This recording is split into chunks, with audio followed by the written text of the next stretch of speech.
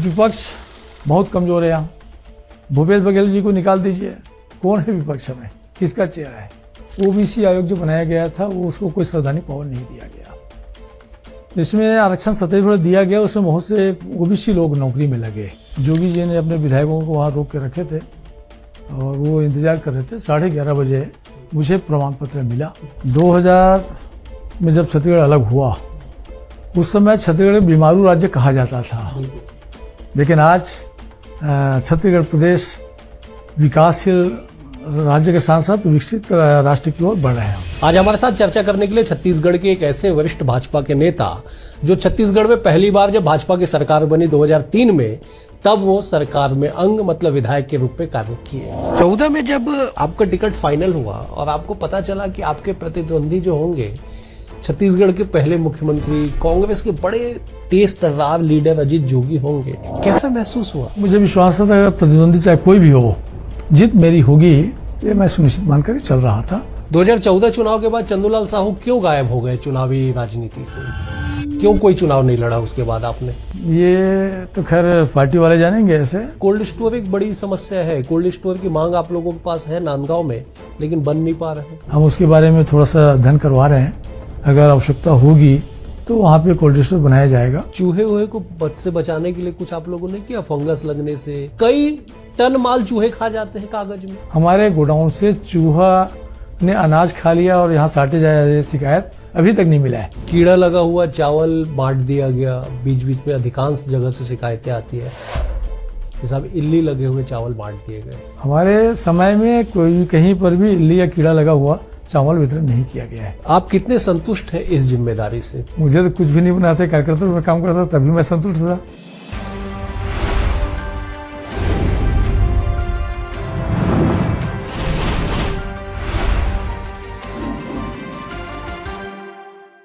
हमारे खास कार्यक्रम में आप सभी का स्वागत है। मैं हूं डॉक्टर अवधेश मिश्रा। आज हमारे साथ चर्चा करने के लिए छत्तीसगढ़ के एक ऐसे वरिष्ठ भाजपा के नेता जो छत्तीसगढ़ में पहली बार जब भाजपा की सरकार बनी 2003 में, तब वो सरकार में अंग मतलब विधायक के रूप में कार्य किए। 10 सालों तक दिल्ली में छत्तीसगढ़ के महासमुंद सीट को रिप्रेजेंट इन्होंने किया। लगातार संगठन में रहते हुए अपने दायित्वों का निर्वहन किया। मौजूदा समय में जो है वो उन्हें निगम मंडल में जिम्मेदारी दी गई, अध्यक्ष बनाया गया है। हम उनसे बातचीत करते हैं। सर, आपका बहुत स्वागत है हमारे खास कार्यक्रम में। नमस्कार। आप एक बड़े नेता, जब राज्य में भाजपा की सरकार पहली बार बनी, आप राजिम से विधायक थे। तब से लेके अब तक आप राजनीति के सफर को देख रहे हैं। कितना बदलाव आपको दिखाई पड़ता है मौजूदा राजनीति में? निश्चित रूप से समय के कालचक्र परिवर्तन होते रहता है। जिसे हम पहली बार 2003 में विधायक बने, उस समय विकास कार्य के लिए, निर्माण कार्य के लिए फंड बहुत कम आता था। आज फंड बहुत ज़्यादा बढ़ गया है। केंद्र सरकार का जो अंश है वो कई गुना बढ़ गया। और इसके साथ साथ हमारा छत्तीसगढ़ प्रदेश भी खनिज संपदा, जल संसाधन और प्राकृतिक संसाधन से भरा पूरा है। इसका उपयोग करके अब छत्तीसगढ़ अच्छा विकास कर रहा है।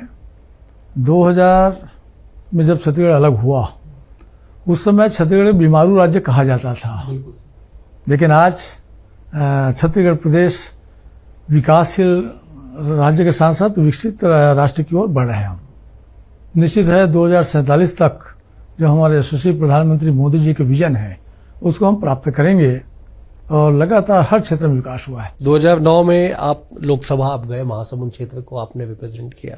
9 की चर्चा मैं नहीं करूंगा, 14 की चर्चा जरूर करूंगा, क्योंकि 2014 का चुनाव आपके जीवन काल का एक ऐसा चुनाव था जिसपे पूरे देश की निगाहें थी। हाँ, ये बात सही है कि 2014 में एक बड़ा चेहरा लोकसभा में कांग्रेस की तरफ से लड़ रहे थे, लेकिन मैं तो 2003 और 2009 और 2014 तीनों चुनाव को बहुत चुनौतीपूर्ण मानता हूँ।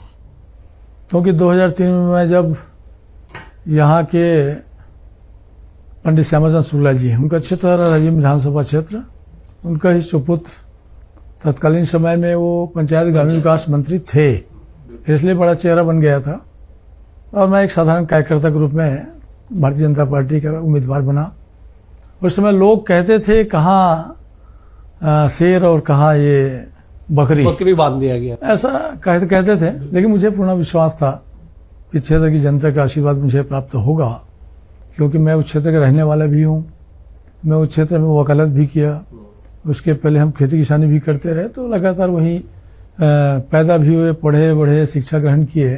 तो मुझे विश्वास है कि क्षेत्र का आशीर्वाद मिलेगा, और पहली बार 2003 में मुझे आशीर्वाद मिला और मैं विधायक बन गया। आज समय स्थिति परिस्थितियाँ बदल रही है। अब तो ये है कि वहाँ कोई भी लड़ते हैं भारतीय जनता पार्टी से जीत जाते हैं और आसानी से कोई भी कैंडिडेट बन जाते हैं। उस समय दिक्कतें होती थी क्योंकि बाहर से भारतीय जनता पार्टी प्रत्याशी भेज करके चुनाव लड़ाते थे, चाहे वो अशोक बजाज जी हो चाहे नीना सिंह जी हो, ये लोग लड़ते रहे हैं। एक बार सम्मानीय, अभी तो नहीं है, पुनीत राम साहू जी, जीवनलाल साहू जी, जब श्यामचंद्र शुक्ला जी पार्टी में नहीं थे, वो अर्थ से कांग्रेस में चले गए थे, उस समय लड़े। तब एक बार जीवनलाल साहू जी बने, एक बार पुनीत राम साहू जी बने, एक बार पवन दीवान जी भी नेतृत्व किए हैं जनसंघ की तरफ से, उसके बाद मैं किया हूँ। तो क्षेत्र वास्तव में कांग्रेस मैंडेट सीट रही है, इसलिए लोग बड़ा चुनौतीपूर्ण मानते थे। 14 में जब आपका टिकट फाइनल हुआ और आपको पता चला कि आपके प्रतिद्वंदी जो होंगे छत्तीसगढ़ के पहले मुख्यमंत्री, कांग्रेस के बड़े तेज तर्रार लीडर अजीत जोगी होंगे, कैसा महसूस हुआ? लोगों को जरूर लगा होगा, लेकिन मुझे अपने आप में विश्वास था, क्योंकि 2009 से 2014 तक मैं लोगों के दिल में जगह बनाया, या लगातार मैं सबके संपर्क में था, दौरा भी किया, लोगों की जो छोटी छोटी समस्याएं हैं उसको अपने तरीके से हल भी किया। इसलिए मुझे विश्वास था कि अगर प्रतिद्वंदी चाहे कोई भी हो, जीत मेरी होगी, ये मैं सुनिश्चित मानकर चल रहा था, और उसी के चलते मुझे जीत भी मिली। अचानक से चंदूलाल का भरमार हो गया आपके लोकसभा क्षेत्र में, शायद 14 या 15 लोग लड़ लिए थे एक ही नाम के। 11 चंदूलाल, 11 चंदूलाल आ गए थे। 10 उनके द्वारा खड़ा किया गया था, और एक मैं भारतीय जनता पार्टी की तरफ से था।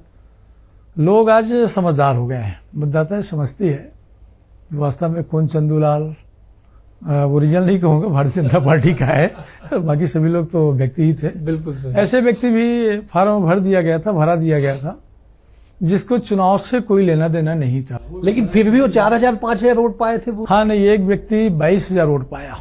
उसका वजह यह है कि 2 ईवीएम मशीन उसमें रही है, तो 1-2 ऐसे कंटिन्यू रखने के बजाय समानांतर रख दिया गया, ये भी एक षड्यंत्र रखा गया। तो समानांतर रखने से तीसरा नंबर मेरा था, और दूसरे मशीन में तीसरा नंबर चंदूलाल थे। तो तीसरा नंबर में कमल फूल था, तो पहले वाला ईवीएम मशीन के कमल फूल में भी बटन दबाया, और दूसरे में भी कमल फूल सीधा समानांतर होने के कारण से बटन दबा दिया गया। इसलिए 22,000 वोट उसने पाया, और अन्य सभी शेयर करके 72,000 वोट अन्य 10 चंदूलाल ने मेरा काट दिया। अब इसी को हाई कोर्ट में एक इलेक्शन पिटीशन के माध्यम से चैलेंज भी किए थे अजीत जोगी जी ने, उसमें मुझे सफलता मिली। उसके बाद वो सुप्रीम कोर्ट भी गए, और सत्य की जीत हमेशा होती है, मैं उसमें भी जीत गया। कहा गया कि बड़ा प्रेशर था उस समय जिला चुनाव अधिकारी पे, कि रिजल्ट भी काफी देर से डिक्लेयर किया गया, बड़ा मशक्कत आप लोगों को करना पड़ा। वो इसलिए आज चर्चा हो रही है आज 12-13 साल बाद, क्योंकि बड़ा इंटरेस्टिंग चीज था उस समय, वो देश भर की निगाहें थी उस पर। ये बात सही है, उसमें अभी भी मुझे याद है। हम इंतजार करते रहे, रिजल्ट डिक्लेयर नहीं हो पा रहा था, प्रमाण पत्र नहीं दे रहे थे, मैं बहुत परेशान हुआ। उसका वजह यह था कि वी संपत जी केंद्रीय चुनाव आयुक्त थे, वो उनको अजीत जोगी जी ने दबाव बनाया था कि रिकाउंटिंग किया जाए, जबकि नियम ये था कि जब वो काउंटिंग हो रही है तो टेबल पर ही आपत्ति होने पर वहीं पे काउंटिंग होता है। जिला से जब पूरा कंप्लीट होने के बाद उसका रिकाउंटिंग नहीं किया जाता, ये स्पष्ट रूप से निर्वाचन आयोग का नियम है। उस नियम का हवाला देकर के महासमुंद, चूंकि गणना वही होना था अलग अलग जिला से टोटल, तो वहाँ के कलेक्टर हमेशा बोल रही थी कि सर जो नियम बना है उसके हिसाब से रिकाउंटिंग हम नहीं करने देंगे। रीना बाबा कंगाले नहीं, वो पी संगीता सॉरी, हाँ, कलेक्टर थी वो। जोगी जी ने अपने विधायकों को वहां रोक के रखे थे, और वो इंतजार कर रहे थे। 11:30 बजे मुझे प्रमाण पत्र मिला। अब मैं उनके जो 3 विधायक थे उनको धन्यवाद दिया कि मेरा प्रमाण पत्र देते तक आप लोग इंतजार के लिए किए, इसके लिए धन्यवाद दिया। और वास्तव में मजा भी आया और डर भी लगता था, क्योंकि हम एक साधारण कार्यकर्ता और साधारण परिवार से हैं, उधर वाले थोड़ा सा हावी हो जाते थे। तो इंटरेस्टिंग चुनाव था, और मैं थोड़ा सा आध्यात्मिक व्यक्ति हूँ, इसलिए मुझे कॉन्फिडेंस था कि जीत मेरी होगी, चाहे कितना भी चालबाजी करे, कितना भी षड्यंत्र करे, सफल नहीं होंगे, और वास्तव में सफल नहीं हुआ। और मुझे उसमें विजय श्री हासिल हुआ है। 2014 चुनाव के बाद चंदूलाल साहू क्यों गायब हो गए चुनावी राजनीति से? क्यों कोई चुनाव नहीं लड़ा उसके बाद आपने? ये तो खैर पार्टी वाले जानेंगे। ऐसे 2019 में जो लोकसभा चुनाव आया उसमें एक केंद्र तरफ से नियम बन गया कि जितने वर्तमान सांसद हम लोग 10 थे सभी का टिकट काट दिया जाए, और हम लोग कहा गया कोई कोई जिम्मेदारी आपको देंगे, आप लोग धैर्य धारण करके जिसको हम टिकट दें उसके लिए काम करना है। तो उस समय माननीय रमेश बैस जी भी थे सांसद, उनका भी कटा। माननीय विष्णुदेव साय जी भी जो मुख्यमंत्री हैं उनका भी कटा, मेरा भी कटा, अन्य और 7 लोगों का सबका टिकट कटा गया। इसलिए कोई दिक्कतें नहीं है, हम अनुशासित कार्यकर्ता हैं, पार्टी का आदेश सिरोधार्य है और हमने काम किया। उसके बाद इस समय हमें उम्मीद थी कि इस समय दिया जाएगा। बिल्कुल नहीं, आप ही को नहीं, बहुत सारे लोगों को उम्मीद थी कि 2023 में आप चुनाव लड़ेंगे, फिर से एक बार वापसी करेंगे आप, ऐसा करके कहाँ छूट गया? नहीं, छूटा नहीं है। पार्टी एक अलग से पॉलिसी, पार्टी का पॉलिसी मैटर है, वो लोग बनाते होंगे, उसमें हम कार्यकर्ता हैं। मैंने कहा जो जिम्मेदारी देती है उसको हम बखूबी निभाते भी हैं। समय समय महाराष्ट्र चुनाव प्रचार में भी गए, हम दुर्ग लोकसभा के प्रभारी भी रहे, वहाँ भी जिता गए। हम झारखंड भी गए, धनबाद का लोकसभा का प्रभारी बनाया गया, तो वहाँ भी हम जिता के लाए हैं। तो पार्टी ने हमें 2 बार सांसद बनाया, एक बार हमको विधायक बनाया, तो कोई नाराजगी नहीं है, और जो निर्देश करती है उसको हम मानते हैं। 2023 चुनाव ओबीसी के चेहरे पे लड़ा गया, ओबीसी सेंट्रिक चुनाव हुआ, क्योंकि जब तात्कालिक मुख्यमंत्री भूपेश बघेल थे उनकी राजनीति ओबीसी की इर्द गिर्द घूमती थी। फिर भी एक ऐसे नेता का टिकट काटा गया जो राज्य पहले सरकार में जिनकी भूमिका थी, 10 साल तक जिन्होंने लोकसभा में प्रतिनिधित्व किया। नहीं, देखिए, ओबीसी के चेहरा पे लड़ा गया कहना गलत होगा। उनके सेंट्रिक, उनके आसपास घूमा पूरा चुनाव। भारतीय जनता पार्टी बहुत सारे बातों को ध्यान रख करके चुनाव लड़ती है, लड़ाती भी है। वास्तव में कौन जीत सकते हैं, किस बार कैंडिडेट देना है, नया देना है, तो तय करके पार्टी लड़ाई भी और सफलता भी मिली है। तो ऐसा नहीं है कि ओबीसी चेहरा ही।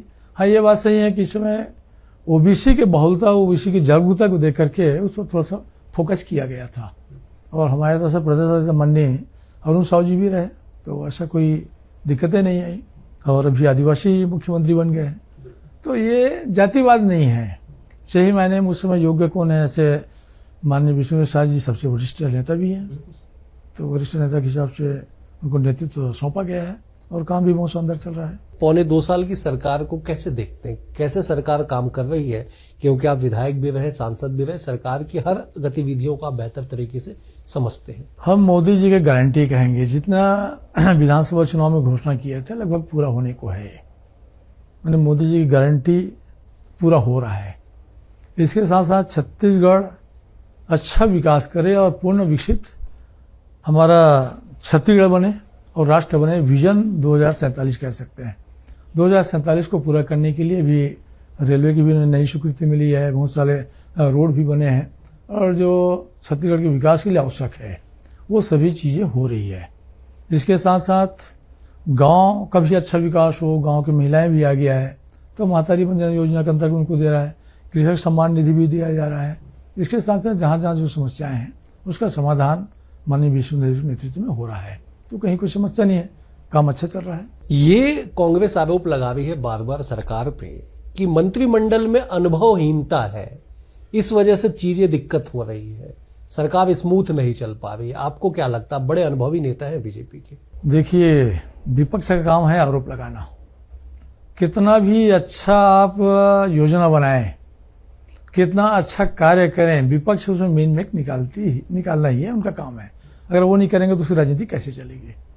केंद्र के देखिए, मैं समझता हूं कि सबसे योग्य प्रधानमंत्री नरेंद्र मोदी जी हैं, इसलिए योग्य कह रहा हूं।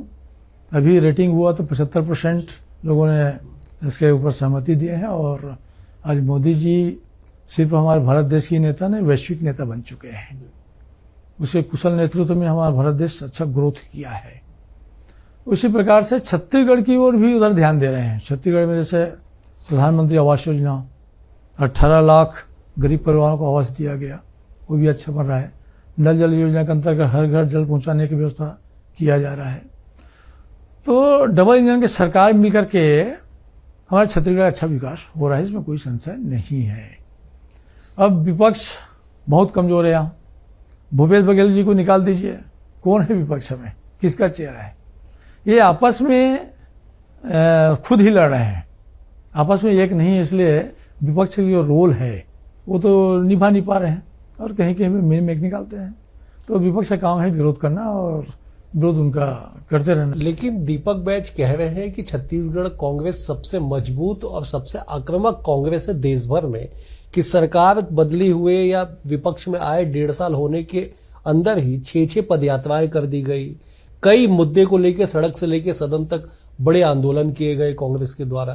कांग्रेस अपने आप को सबसे तेज और आक्रामक करार दे रही है। सभी आंदोलन इसका फलाप गया, चाहे छत्तीसगढ़ बंद का मामला हो। और एक देख लीजिए, अगर एक बोल रहे हैं ये लोग, तो राजीव भवन में क्या हुआ, यहाँ का कांग्रेस भवन, शायद राजीव भवन ही बोलते होंगे, ऐसा पेपर में पढ़ा था। कांग्रेस भवन में आपस में इतना लट्ठा लट्ठी हुआ है, तो उसको देखकर कह सकते हैं कि कांग्रेस की क्या स्थिति है। इसके साथ साथ अभी जब इनके जो प्रभारी आए थे, प्रभारी आने के पहले भूपेश बघेल जी ने ये आरोप लगाया कि जो मेरे विरोध कर रहे हैं उनके यहाँ हमारे प्रदेश अध्यक्ष जाके बैठते हैं। तो आपस में इसका सामंजस्य तो है नहीं।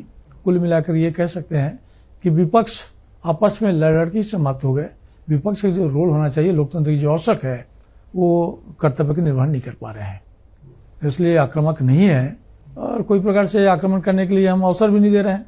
हमारी सरकार बहुत शानदार काम कर रही है, अच्छा योजना बना के काम कर रही है, छत्तीसगढ़ के विकास की ओर अग्रसर कर रही है, इसलिए इनका रोल भी समाप्त हो गया है। आपका वेयर हाउस कॉर्पोरेशन कैसा काम कर रहा है? आप आए तो क्या आपने बदलाव किया? स्टेट वेयर हाउसिंग कॉर्पोरेशन का मुख्य काम कृषि वनोपज को सुरक्षित रखना है। अब इसके लिए हमारे छत्तीसगढ़ प्रदेश में 25 लाख मीट्रिक टन क्षमता का हमारे पास में गोडाउन है। 3 लाख मीट्रिक टन क्षमता का हमने किराए पे लिया हुआ है। आने वाले समय में क्या है, इसमें एफसीआई और नागरिक आपूर्ति निगम दोनों चावल का भंडारण करते हैं। भंडारण में चावल विशेष करके है, यहाँ गेहूँ भी है, शक्कर भी है, गुड़ भी है और कहीं कहीं पे खाद भी रखे हैं, नमक भी है। मैं भी दंतेवाड़ा तक गया था। हमारा भंडारण के लिए जो गोडाउन बना हुआ है बहुत पुराना है, कहीं पे मरम्मत की आवश्यकता है, कहीं पे पानी टपक रहा है, उसका त्वरित हम मरम्मत भी करते हैं। कुल मिलाकर के हमारी भंडारण क्षमता के साथ साथ हम सुरक्षित भंडारण कर रहे हैं, इसमें कहीं कोई समस्या नहीं है। एक समस्या है, हमारी स्टाफ की कमी हो रही है, रिटायर हो रहे हैं, भर्ती का परमिशन गवर्नमेंट की तरफ से लेना पड़ता है, वो भी मिला नहीं है। माननीय मुख्यमंत्री महोदय से इस समय मुझे चर्चा भी करना है, लेटर में बना लिया हूँ और अभी दिल्ली चल दिया इसलिए बैठ नहीं हो पाया। 100 लोगों को भर्ती करने की आवश्यकता है और वो भर्ती करेंगे तभी सही तरीके से चल पाएगा। इसके साथ साथ सुदूर क्षेत्र में जो हमारा गोडाउन है वहाँ भी स्टाफ की कमी है। अभी हम प्लेसमेंट से या डेली वेजेस करके हम काम चला रहे हैं, उसमें भी नए भर्ती करने की आवश्यकता है। मैंने बदलाव इसलिए पूछा क्योंकि जब आप लोग विपक्ष में थे 18 से 23 तक, तो बड़े गंभीर आरोप लगे कि साहब चावल उठता है, कागज पे चल के जाता है और वापस आ जाता है, अब चावल तो वहीं पड़े रहता है गोडाउन में। हमारे यहाँ ऐसा कुछ नहीं है। अभी 3 माह का चावल हम पीडीएस को सप्लाई किए हैं, हमारा लगभग सभी गोडाउन खाली हो गया है। फिर नया चावल अभी आना शुरू हुआ है, तो कागजी कार्रवाई नहीं, धरातल में हमारा चावल किस प्रकार से पहुंचे, किस प्रकार से ट्रक जाकर के वहाँ मैसेज के द्वारा इसे सूचना पहुंचाए, ये पूरा व्यवस्था हो गया है। कहीं पर कोई भी भ्रष्टाचार नहीं है। कहीं पे जो आप बोल रहे हैं, अब पीडीएस में चावल खरीदने के बाद में उपभोक्ता क्या करते हैं इसके बारे में मैं नहीं कह सकता, लेकिन हमारे गोडाउन से चावल निकल रही है और पीडीएस सेंटर में जा भी रहा है, कोई दिक्कत नहीं। आप लोगों ने इकट्ठे 3 माह का राशन दे दिया था। कई सेंटर वाले को दिक्कतें हुई कि साहब हम रखे कहाँ, आप तो गोडाउन से उठा के पहुंचा दिए लेकिन हम कहाँ रखे। भविष्य में अगर इस तरह से कुछ हो तो क्या कुछ व्यवस्था या वैकल्पिक कुछ सुझाव आप लोगों के पास? इसमें वैकल्पिक व्यवस्था यह है, भी मैं बिलासपुर बिल्हा दौरा में गया था, वहाँ के सेल्समैन हमारे वेयर हाउस में संपर्क किए। उसने कहा कि ये जो ट्रांसपोर्टिंग हो रहा है वो धीरे धीरे करें, मैंने 1 माह के पहले एक मुश्त दे, हम उसको उपभोक्ता को देंगे, उसके बाद दूसरा जैसे मांग करेंगे तो दिया जाएगा। तो उनको उस हिसाब से हम सुविधा दिए हैं। ये बात सही है कि जो पीडीएस सेंटर है उसमें पर्याप्त जगह नहीं है, कहीं की जगह है कहीं नहीं है, तो जगह नहीं है वहाँ हम लोग भंडारण से ही कम माल निकाल करके, महीना वाइज निकाल करके वो जैसे वो डिस्ट्रीब्यूट हो जाता है तो दूसरे माह के दिया जाता है। ऐसे 3 माह का वो क्रमवार सिलसिले वाला हमने दिया है कहीं कोई समस्या नहीं हुआ है। हाईटेक गोडाउन की बात की जाती है, बीच बीच में कहा जाता है कि साहब हमारे पास बड़े अच्छे हाईटेक गोडाउन नहीं है, या फिर जो प्राइवेट सेक्टर जिस तरह से काम करती है उस ओर बढ़ने की भी आवश्यकता पड़ती है। क्या आपने एनालिसिस किया इतने दिनों में? नहीं, प्राइवेट सेक्टर इसमें है नहीं। प्राइवेट में कोई अगर गोडाउन बनाया है तो उसको हम आवश्यकता अनुसार किराए पे लेते हैं। विशेष करके मंडी के गोडाउन को हम लोग किराए पे लिए हैं। ऐसे लगभग 3 लाख मेट्रिक टन क्षमता वाले हमने किराए पे लिया है। हाईटेक गोडाउन हमारा भी है पूरा। यहाँ से हम बैठे बैठे वहाँ गोडाउन की क्या स्थिति है, कितना माल हमारे पास में है, यहाँ से हम देख लेते हैं। तो हाईटेक गोडाउन तो हमारा है और कहीं पे कोई चोरियां भी अभी तक नहीं हुई मेरे आने के बाद में। और उसके पहले भी कोल्ड स्टोर एक बड़ी समस्या है। कोल्ड स्टोर की मांग आप लोगों के पास है नांदगांव में, लेकिन बन नहीं पा रहे हैं, किसानों को नुकसान होता है। नांदगांव में मांग है, हम उसके बारे में थोड़ा सा अध्ययन करवा रहे हैं। अगर आवश्यकता होगी तो वहाँ पे कोल्ड स्टोर बनाया जाएगा। और मुझे पता चला कि राजनांदगांव से ही मांग उठी है और कहीं पे मांग नहीं है, और बाकी जगह साधारण गोडाउन बना हुआ है। तो अगर कोल्ड स्टोर से मांग आएगा तो निश्चित रूप से बना करके वो भी देंगे। क्या बेहतर आप करने जा रहे हैं अपने विभाग में, क्योंकि आप बड़े सामान्य से बड़े अनुशासित, बड़े भक्ति भाव वाले कार्यकर्ता है, बीजेपी के बड़े नेता है, क्या कुछ विशेष कर रहे जिससे उपभोक्ताओं तक जो है चीजें आसानी से पहुंच सके? देखिए, मैंने पहले ही कहा कि हमारा जो निगम है वो अनाज को सुरक्षित रखने का है। इसके साथ साथ जो अनाज आता है, मतलब विशेषकर चावल आता है, उसको जल्दी से तौल के अनलोड करें और जो आवश्यकता अनुसार पीडर भेजने का जो डीओ कटता है वो नागरिक आपूर्ति निगम का काम है, वो देते हैं। तो आसानी से हमारे गोडाउन से माल निकल जाए और वहाँ तक पहुँच जाए। ये हमारी जिम्मेदारी है। उस जिम्मेदारी के लिए हम लोग निर्वहन कर रहे हैं और उसमें कोई समस्या नहीं है। चूहे को से बचाने के लिए कुछ आप लोगों ने किया, फंगस लगने से? क्योंकि बड़ी मतलब कई टन माल चूहे खा जाते हैं कागज में, कई माल में फंगस लग जाता है। कुछ आप व्यवस्था कर रहे कि नहीं कर रहे? हमारे स्टेट वेयर हाउसिंग कॉर्पोरेशन के जितने गोडाउन है, कहीं पर चूहा दौड़ नहीं पाता, क्योंकि उनकी क्षमता है 3 फीट जंप लगाने का। मैं पता किया तो हमारा जो वेयर हाउस का गोडाउन है वो 3 फीट ऊंचा बना हुआ है, तो उसमें जंप लगने की संभावना नहीं है। कहीं पर भी हमारे गोडाउन से चूहा ने अनाज खा लिया और यहाँ साटे जाए शिकायत अभी तक नहीं मिला है। हमने पुराना रिकॉर्ड भी देखा है, तो हमारे गोडाउन का ये चूहा वाला मामला नहीं है। कीड़े कहीं के भी लगते हैं, इसके लिए फ्यूमिकेशन किया जाता है समय समय पे। जैसे बरसात आ गया, अभी हमारे यहाँ दवाई छिड़काव किया जाएगा, उसको 24 घंटा पन्नी से ढक दिया जाता है। उसके बाद में सब कीड़े हो ही नहीं पाते, मतलब कीड़े पैदा ना हो उसके पहले हमने कीट छिड़काव कर दिया जाता है। तो यहाँ पे वो भी नुकसान नहीं हुआ है। कहीं पर भी किसी गोडाउन में शार्टेज की समस्या नहीं है। कीड़ा लगा हुआ चावल बांट दिया गया, बीच बीच में अधिकांश जगह से शिकायतें आती है कि साहब इल्ली लगे हुए चावल बांट दिए गए। प्रॉपर मॉनिटरिंग के लिए कुछ व्यवस्था सिस्टम डेवलप कर रहे हैं? यहाँ जो सेंटर वेयर हाउस हमारा जो यहाँ बना हुआ है, यहाँ से बीच बीच में हमारे जो अधिकारी हैं वो दौरा करते रहते हैं। हमारे समय में कोई कहीं पर भी इल्ली या कीड़ा लगा हुआ चावल वितरण नहीं किया गया है। सभी चावल साफ सुथरा है, कहीं पेपर में पढ़ने को भी नहीं मिला है। 11 अप्रैल से मैं इसमें पदभार ग्रहण किया हूँ और ऐसे कोई शिकायत तो मैं लगातार दौरा करता हूँ, मैं भी कुछ जाके देखता हूँ, चेक करता हूँ, ऐसा कोई समस्या नहीं है। आप कितने संतुष्ट हैं इस जिम्मेदारी से, पार्टी ने जो आपको दी है? मुझे तो कुछ भी नहीं बनाते, कार्यकर्ता में काम करता तभी मैं संतुष्ट था। इसमें आ गया, इसमें मतलब जिम्मेदारी भी बहुत कम है, 2 दिन 3 दिन आने पड़ता है, रोज आने की जरूरत भी नहीं है। इसमें मैं पूर्णतः संतुष्ट हूँ। पार्टी ने मुझे जिम्मेदारी दिया है, मुझे जो सुविधा दिया है उससे ज़्यादा मुझे अपेक्षा भी नहीं है। मैं संतुष्ट हूँ, अच्छा काम चल रहा है। संतुष्ट हो जाएंगे तो कैसे काम चलेगा? राजनीति में संतुष्ट कौन होता है? देखिए, अभी लोकसभा विधानसभा चुनाव हुआ, उसमें मैंने जिम्मेदारी निभाया है। आने वाले समय में जो बिहार के चुनाव है उसमें भी 7 दिन अभी अगस्त में हमको जाना है। मैंने एक विधानसभा हमको दिया गया है, कौन सी विधानसभा बताएंगे, तो 1 सप्ताह में जाके उसका मॉनिटरिंग करना है कि क्या स्थिति है, क्या है। उसके बाद चुनाव के 15 दिन पहले जाना पड़ेगा। तो हम पार्टी के कार्यकर्ता हैं, काम करते हैं। उसके बाद में आने वाले चुनाव में या और कहीं कोई जिम्मेदारी देंगे तो हम सिर उधारे हैं। अगर चुनाव लड़ने की आवश्यकता हुई, पार्टी ने आदेश करे तो हम विधानसभा लोकसभा लड़ सकते हैं। तो संतुष्ट मतलब ये है कि हम इसमें लड़ेंगे, ये हम नहीं बोलते। पार्टी उचित समय में उचित जगह देती है, इससे हम संतुष्ट हैं। अच्छा, एक सवाल और मैं आपसे ले लेता हूँ। ये जनगणना को लेकर बड़ा घमासान मचा हुआ है। कांग्रेस ने पुरजोर तरीके से उठाया कि साहब जनगणना, जातिगत जनगणना होना चाहिए। आदेश जारी हो गया। अब वो कहते हैं कि हमारे कहने पे, आंदोलन करने पे, बातें रखने पे ऐसे की गई है। इस जनगणना से क्या देश को लाभ होगा? आप बेहद वरिष्ठ नेता हैं, ओबीसी वर्ग का प्रतिनिधित्व करते हैं, इसलिए आपसे सवाल पूछा। मोदी जी का उद्देश्य सभी जाति जो वास्तव में चाहे सवर्ण का हो, चाहे पिछड़ा हो, चाहे एसटी हो, एससी हो, सभी का विकास होना चाहिए। क्योंकि पूर्ण विकसित भारत कब बनेगा? जब समाज के सभी परिवार के लोग पर्याप्त रूप में विकास करेंगे। ये नहीं कि सवर्ण हो गया, एकदम गरीब है, बेचारा बच्चों को पढ़ाई लिखाई नहीं करवा पा रहे हैं, तो हमारा भारत देश पूर्ण विकसित होगा क्या? उसके लिए 10% आरक्षण दे दिया गया। अब ये जाति जनगणना में वास्तव में किसकी जाति की संख्या कितनी है, उसके हिसाब से आरक्षण दिया जाएगा। अभी जो आरक्षण व्यवस्था है हमारे छत्तीसगढ़ का अगर ले तो 32% अनुसूचित जनजाति को दिया गया, 12% अनुसूचित जाति को दिया गया, और सुप्रीम कोर्ट का निर्देश है कि 50% से अधिक आरक्षण नहीं दे सकते। तो 32 और 12 40% ये हो गया। 6% ओबीसी जाति के लिए बचता है और 50% अनरिजर्व है।